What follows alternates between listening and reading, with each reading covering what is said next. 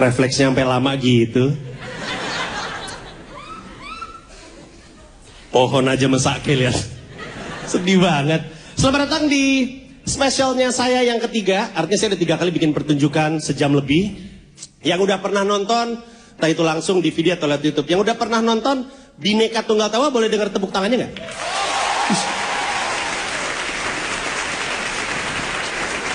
Yang udah nonton Merdeka Dalam Bercanda, boleh tepuk tangan.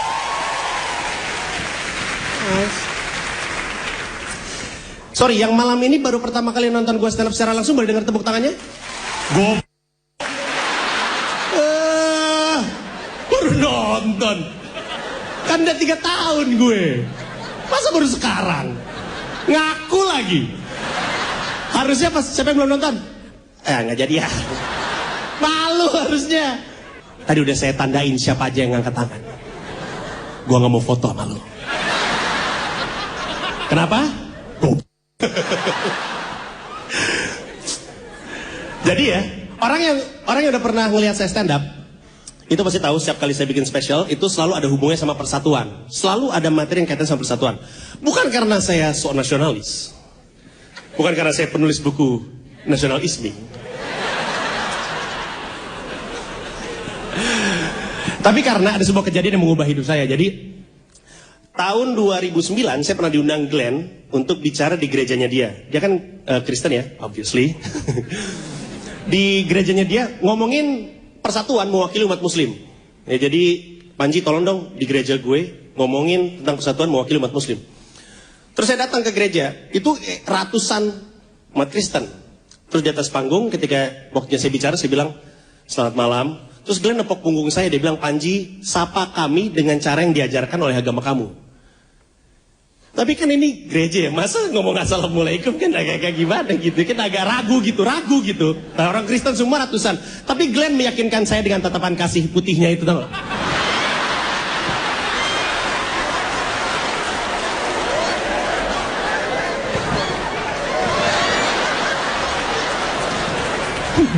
Tahu gak sih?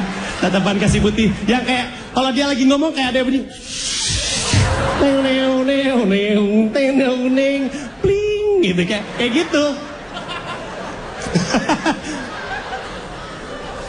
Terus ya udah akhirnya karena diyakinkan dia bilang assalamualaikum warahmatullahi wabarakatuh. Itu satu gereja ratusan umat Kristen membalas waalaikumsalam warahmatullahi wabarakatuh. Di situ saya percaya persatuan antar agama sangat mungkin terjadi di Indonesia.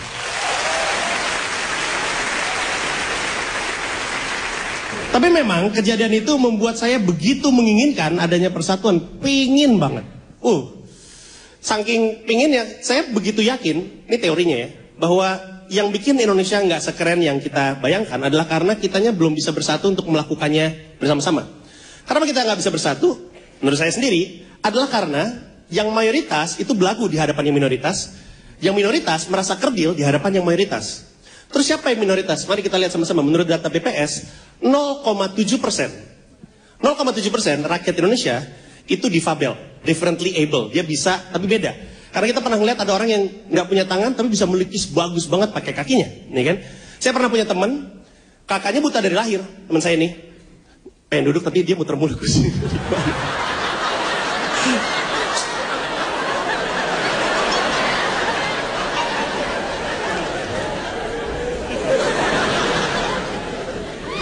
Bentar ya. Bentar. Dikit lagi. Capek dah. Nggak si temen. Aduh, kampret. Ya. Ada stopper.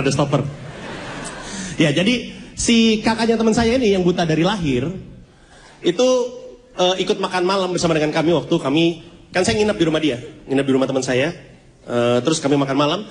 Kakaknya yang buta dari lahir ikut makan bareng.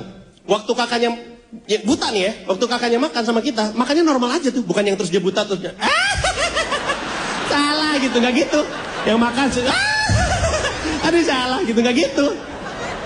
Tetap gitu bisa gitu, gitu bisa. Coba kita kayak gitu, bisa nggak? Nggak bisa pasti. Coba sekarang tutup mata terus makan. Wah gitu kan gak mungkin. Susah pasti. Teman-teman di Fabel ini karena mereka differently able, mereka bukan cacat, mereka differently able. Mereka sebenarnya harusnya punya hak yang sama dengan kita untuk bisa berkarir di Indonesia. Tapi nggak bisa. Kenapa? Karena nggak ada fasilitasnya. Kayak gini deh. Bayangin kursi yang kamu dudukin sekarang ini. Bayangin kursi yang kamu dudukin sekarang ini adalah kursi roda.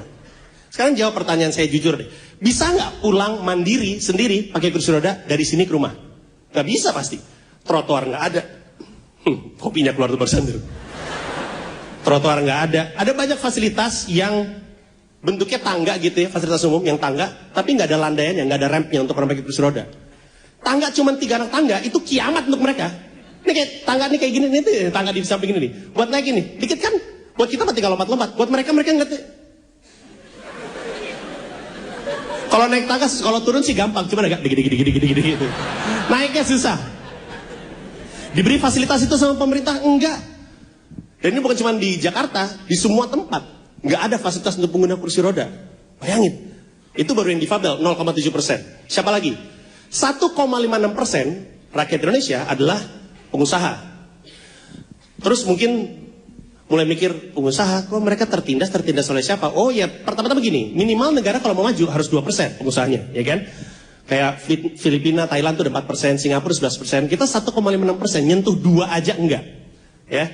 Terus mereka tertindas oleh siapa? Ya tertindas oleh pengusaha asing, karena kita market aja gitu, nggak ada produsen. Dan apalagi mereka rakyat kecil gitu. Tulang punggung kita kan UKM gitu. Jadi ini kasihan nih nggak ada yang ngebela. Sementara bisnis-bisnis asing bukan hanya mereka bisa ngelobi pemerintah untuk keuntungan mereka, mereka paham banget bedanya obsesinya orang Barat dan orang Indonesia. Karena beda. Untuk konteks bisnis ini penting. Orang Barat itu senangnya ukuran, obsesinya sama ukuran. Pokoknya yang penting gede-gede. Orang Indonesia obsesinya sama jumlah.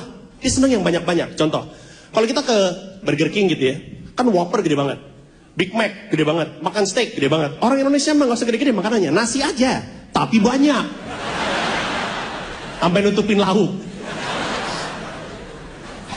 Minum deh, kalau kita ke McDonald's kan Coca-Cola bisa di upsize tuh, sampai segini, gede banget. Kayak NW, gelasnya gede banget. Kalau kita ke itu ada kopi ukuran venti, segini nih, gelasnya segini. Nah ini mau ngopi atau mau mandi pakai air kopi nih segini nih. Banyak banget. Orang Indonesia nggak usah gede-gede gelasnya, segini aja, tapi refill.